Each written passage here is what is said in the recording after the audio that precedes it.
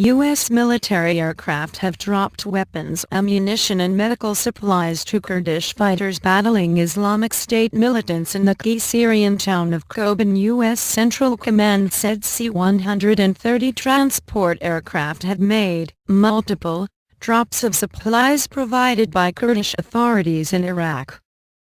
U.S. airstrikes have helped pushbackers in the town near the Turkish border. The drops of supplies provided by Kurdish authorities in Iraq were intended to enable continued resistance against ISIL's attempts to overtake Kobane. CENTCOM said in a statement. ISIS also referred to as ISIL and ISIS. All the aircraft involved had returned safely. U.S. forces have conducted more than 135 airstrikes against ISIL in Kobane. The strikes began in early October, combined with continued resistance to ISIL on the ground. Indications are that these strikes have slowed ISIL advances into the city, killed hundreds of their fighters and destroyed or damaged scores of pieces of ISIL combat equipment and fighting positions as fighters continued to threaten Kurdish forces' ability to resist and hold the city. Kobane could still fall. Turkey has resisted calls to help the Kurds fighting in Kobane, describing them as terrorists like the Kurdish militant group.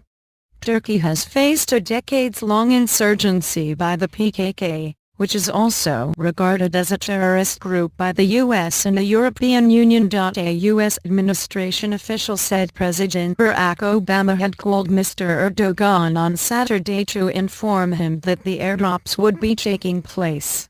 The official did not say how Mr Erdogan reacted. IS militants control territory straddling Syria and Iraq.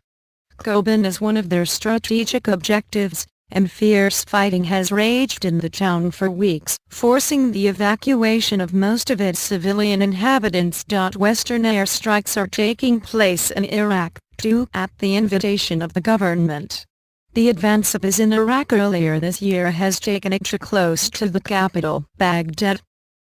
The key northern Baghdad oil refinery is under constant IS threat, and on Sunday the Iraqi military said it was carrying out an offensive to retake the nearby city of the same name.